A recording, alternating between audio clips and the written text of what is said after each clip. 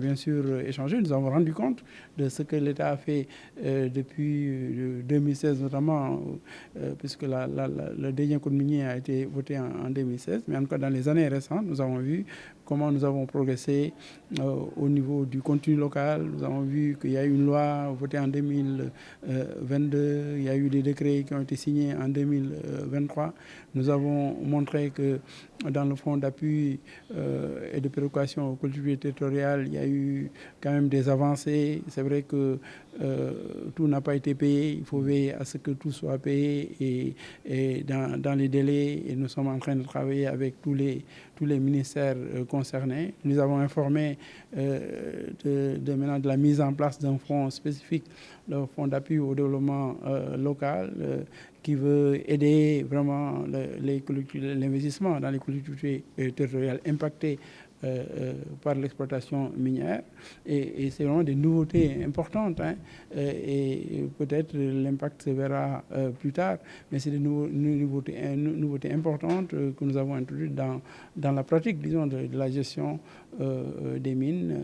Et je pense que les discussions ont porté autour de toutes ces questions-là, que ce soit au niveau des carrières, avec quelquefois des trous béants qui sont laissés après exploitation, et donc de la réhabilitation nécessaire. On a parlé de l'orpaillage, beaucoup de l'orpaillage, et des solutions qu'il faut trouver, parce qu'il faut non seulement des couloirs, disons, qu'on les réserve pour l'orpaillage, mais aussi il faut probablement suivre, et nous leur avons aussi expliqué que nous sommes en train de réfléchir en relation avec la demande du président de la République, de réfléchir sur la mise en place d'un comptoir national pour l'exploitation de l'or, parce qu'aussi c'est important que les bijoutiers, que l'artisanat, que même les Sénégalaises et les Sénégalais puissent voir un peu l'or produit ici au Sénégal.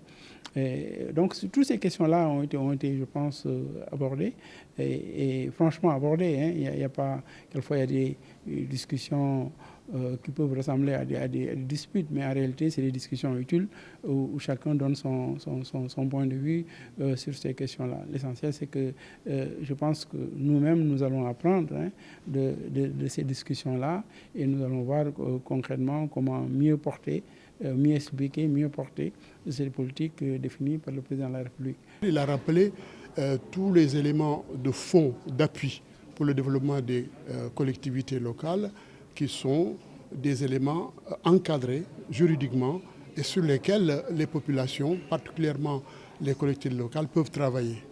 Et nous avons été également intéressés par l'éclairage qui a été apporté à propos de la mine d'or, particulièrement de Sabodala, comment se fait l'exploitation et les difficultés inhérentes à l'exploitation de cet or-là.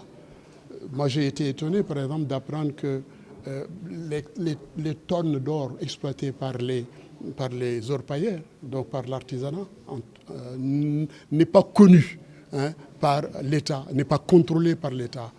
Mais il nous a informé que l'État travaille là-dessus pour moderniser tous les outils qui permettront d'avoir un regard, mais un contrôle précis sur cette question de l'or.